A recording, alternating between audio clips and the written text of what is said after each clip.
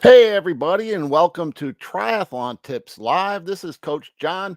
I own a small company called jscoachingsystems.com and also broadcast on YouTube at Triathlon Tips with Coach John. I'm here tonight bringing you Tri Tips Live.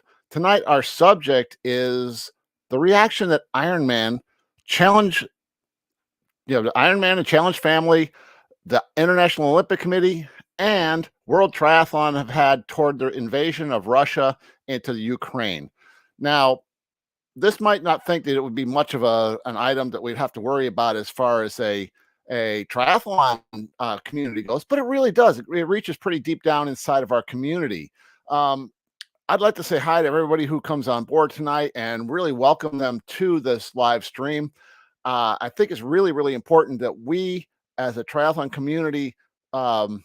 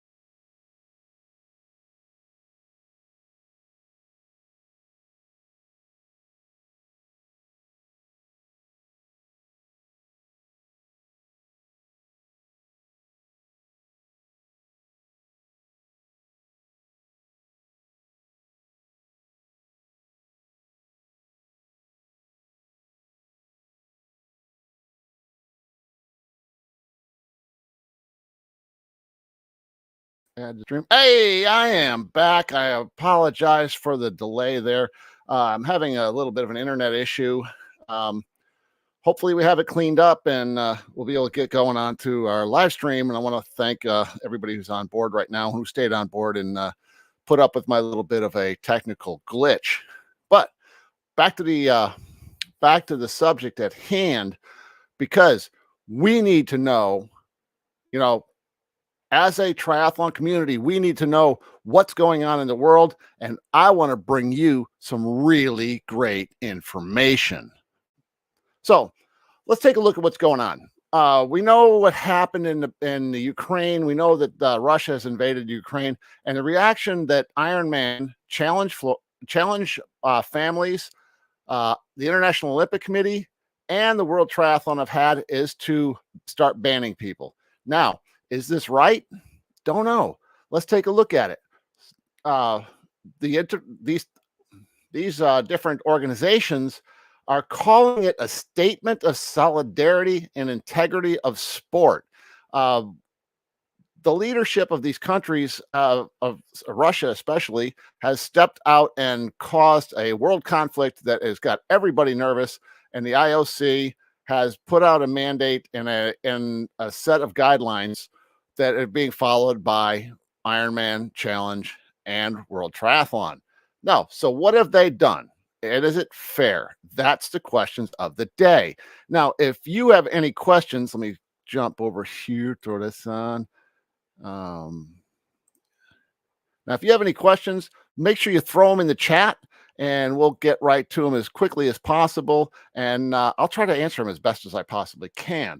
So, is it fair to the athletes that they have been taken and removed from these events? The events and are the events themselves that have been canceled. Let's take a look at what's happened. I think personally, the events that have been canceled, which are the Challenge Moscow and the 70.3 Ironman 70.3 in St. Petersburg are both canceled. That has to happen. I'm sorry, that just has to happen because we can't do anything to add to the economy of a country that's being so much of an aggressor. Is it the people, though? Is it the people? Do they really want this aggression? I don't know. This isn't what we're talking about. We are talking about what is happening in the world of triathlon in these countries. So what has Ironman Challenge and World Triathlon done? They have banned all Russian and Belarusian athletes from all of their events. They're banned from St. George. So coming up, they got the St. George Ironman, which is a 2021 Ironman Championships. They're just banned from there. There's nobody under that is Russian or Belarusian going to be allowed in that race. From that point on, they are also going to be banned from the 70.3 World Championships and from Kona. This is a big deal in the world of triathlon, and we kind of, as triathletes, we have to take a look at what we have to be acceptable to us in this situation. Now, here's another one that's going on: is they have actually banned the professional triathletes from competing for 2022. Who's affected by this? Is it fair to these athletes? These athletes are out there. They're training as hard as anybody else. They're working as hard as anybody else to go out there and be making their living off of being a professional triathlete. Now, in the West, and our philosophies and our thoughts in the West is we are free. We're a free country. We're free in the Western and European world to do what we please. What we do in our country is we are individuals and we compete as individuals. We are not part of the collective, the common. In the Eastern and the communist bloc, every person is considered part of equally part of the government and part of the community. Everyone is equally responsible for what's going on in those places. So in our Western thought pattern, you give me your thoughts on this. If you're thinking about in our Western thought pattern, are we doing right by blocking these athletes from competing? In the Eastern philosophy, these athletes are all part of the common, all part of what's going on in that Eastern Bloc countries. Make up your own mind on that one. I'm not going to say yes or no. I personally think that I'm going to keep my personal thoughts on that to myself, because this is a commentary that's going to be brought up. You guys can throw your thoughts and patterns into this into the comments below. That'll really help out as we go along here today. But who's affected? Let's just take a look. How many athletes are we talking about who are now had their livelihoods taken away? I did a little work today. I went out on the internet and grabbed the PTO rankings for 2021, looked up the Russian athletes, the Belarusian athletes, and just for interest, the Ukrainian athletes who are truly being affected, because Ironman has said they are going to do everything they can to help the Ukrainian athletes to get through this situation as best they possibly can. All right, so let's take a look at the PTO rankings for 2021 when it comes to these different countries. We'll take a look at Belarus first. It's the smaller country. It's the country that Russia is using as a highway to get to the Ukraine. When you're talking to Belarus, we're talking to PTO rankings. There are two athletes that appear in the top 1,000 professional athletes from the Ukraine in the men's side, and the one person that is being affected, the highest ranked person of the two, is 442nd place. It's Alexander Vasilish. Alexander Vasilish. He is the highest ranked Belarus athlete. In Russia, there are 7 athletes on long course that are being affected by this. And the highest ranked of that is 177th place, and it's Alexei Kalistrazov. I am absolutely murdering these names. On the women's side, and on the men's side, as far as um, Ukrainians, there are no professional men Ukrainian athletes. So there's no one being affected there on the professional side. I'm sure there's many that are there that are on the age group side. Let's take a look at the women's side of the ladder. We have from the Belarus, we have only one professional athlete coming out of Belarus, and that's Hannah Mekshimova.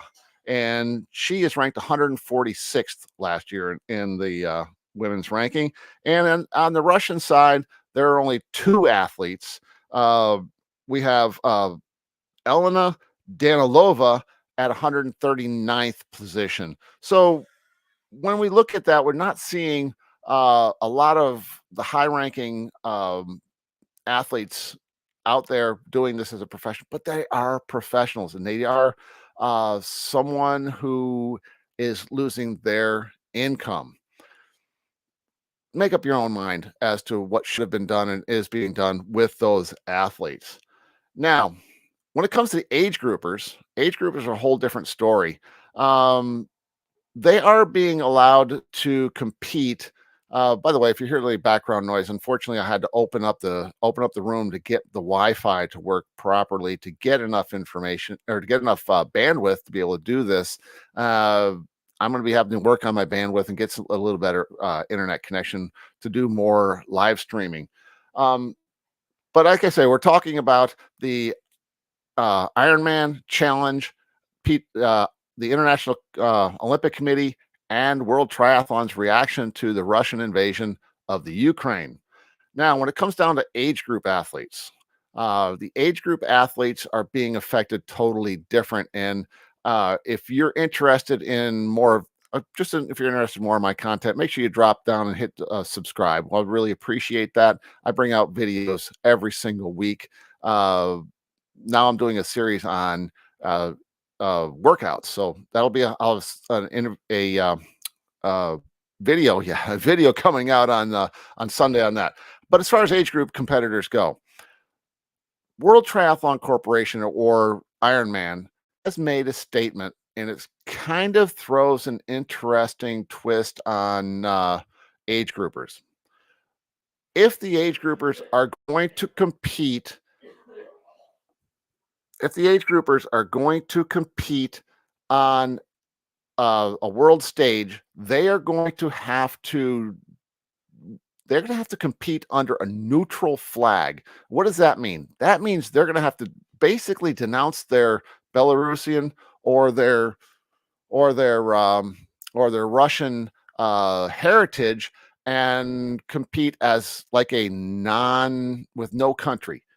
What will the repercussions of that be when they get back to their countries? I don't know. This is an area that's really kind of gray, how that will be handled. But Ironman will allow them to compete under a neutral flag, but they still will not be able to qualify for world championships. If you're under a neutral flag, how are they going to know that you're Russian or Belarusian and competing?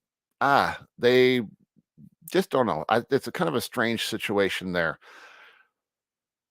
But what I'm trying to bring as an idea in this and as a thought pattern is Ironman, is the IOC, is Challenge, is World Triathlon, are they being fair to the athletes for what the governments of these countries are doing? That's up in the air, guys. I have no idea myself how that's going to play out. I'm going to keep my eyes and ears open. I hope you keep your eyes and ears open, guys. I thank you for stopping in and watching this live stream. If you have any questions, if you have any comments, throw them in the comments now, and I would love to have some discussion from you guys.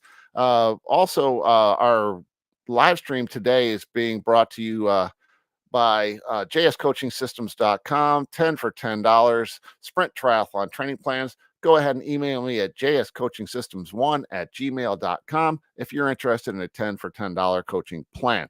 Folks, I really have enjoyed this live stream. I had a good time researching this information and finding out how all this is going to work. If you have any comments, there will be a recap of this. I will post it as a video. As I say, I'm going to be posting a video, a workout video on Sunday, and there's a nice playlist on my YouTube channel for the workouts that I'm doing, getting ready for Ironman Blue Ridge 70.3 coming up in June. I'm really looking forward to that race. And this is Coach John. Hey, boom, I'm out.